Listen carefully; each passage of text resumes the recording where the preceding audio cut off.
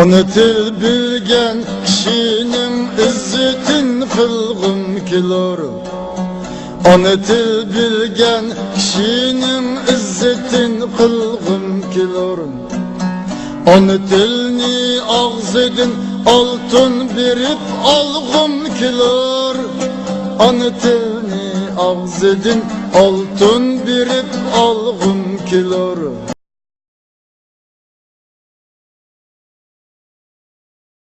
Esma Nur Polat bizge qaysi she'rni Sadir Tolba degan she'rni diklamasiya qilib berdi. Keling qizim Esma Nur.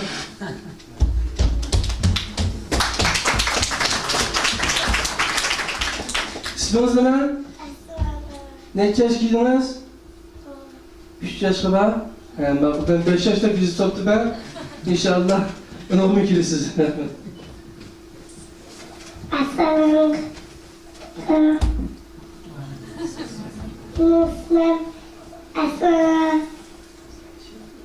Maslak Sevi Bulma Sadırma Sadırma Sadırma Sadırma Tavyozun doğrusan hemen yerde bularma Sadırdan istemiyorum onda yasatar Kumul Hamz Desteki Sırtında Kumul Hamz Parvarlar Atılay gidip çıktı Kucak buldu Dize çaldı Kucak buldu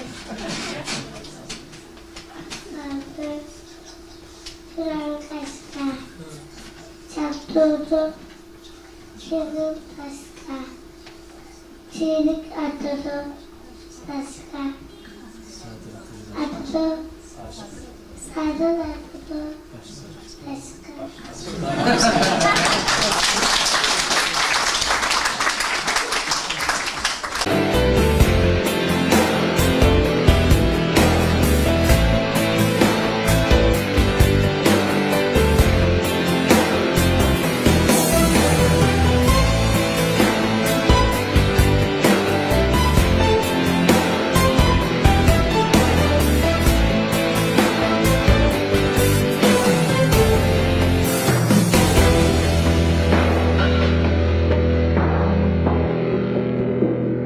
Ana til, anan bergen til.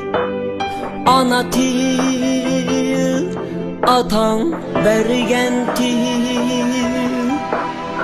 Ana til, bir baha güher. Ana til, harkıma oğlan.